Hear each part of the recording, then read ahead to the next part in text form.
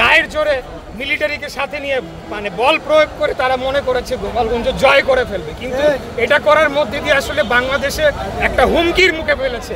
গোপালগঞ্জের যে ঘটনাটি ঘটেছে ঠিক সেই দিনই কোটালীপাড়ায় আমাদের উপজেলা বিএনপি বিশাল বড় মিছিল করেছে।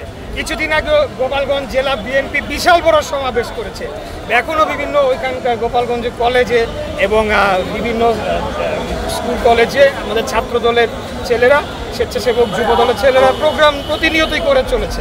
অতএব আমি যেটা বলতে চাচ্ছি, যে সমস্যাটা তৈরি হয়েছে সেটা একটা রাজনৈতিক সমস্যা ছিল গোপালগঞ্জে, যেখানে তারা গায়ের জোরে মিলিটারিকে সাথে নিয়ে মানে বল প্রয়োগ করে তারা মনে করেছে গোপালগঞ্জ জয় করে ফেলবে, কিন্তু এটা করার মধ্যে দিয়ে আসলে বাংলাদেশে একটা হুমকির মুখে ফেলেছে।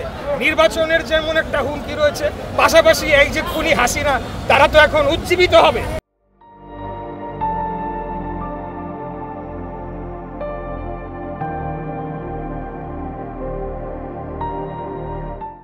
তাদের চেতনা তো আবার 1 মাস পরে জাগ্রত হবে, তখন তাদেরকে ঠেকানো তো আমাদেরকেই ঠেকাইতে হবে। বিএনপির এখন আরো এক্সট্রা কঠোর পরিশ্রম করে মাঠের থেকে ফ্যাসিবাদী আওয়ামী লীগকে দমিয়ে রাখতে হবে। এদের তো সেই মুরদ নাই, কিন্তু তারা নিজেদেরকে জাহির করার জন্য সেখানে গিয়ে একটা পরিস্থিতি তৈরি করলো এবং গায়ের জোরে গিয়ে বাহাদুরি করার চেষ্টা করলো, যেটা কোনো দরকার ছিল না তাদের।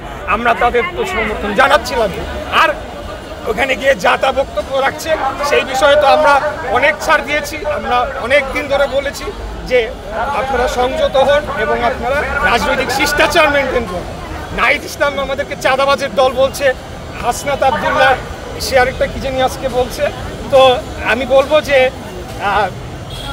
আমি তাদেরকে হেয় প্রতিপন্ন করে কথা বলতে চাই না, কারণ এটা একটা শুরু হলে তো শেষ হয় না কাদা চৌধুরী। আমি বলবো যে তারা আরও দায়িত্বশীল আচরণ করুক। তারা যদি একটা নিবন্ধিত রাজনৈতিক দল হিসেবে মানুষের কাছে এবং নির্বাচন কমিশনের মাধ্যমে প্রতিষ্ঠা পেতে চায়, তাদেরকে সেই দায়িত্ব জ্ঞানের জায়গাটি প্রমাণ করে আসতে হবে, যদি তারা আসলে একটি রাজনৈতিক দল হিসেবে স্বীকৃতি লাভ করতে চায়।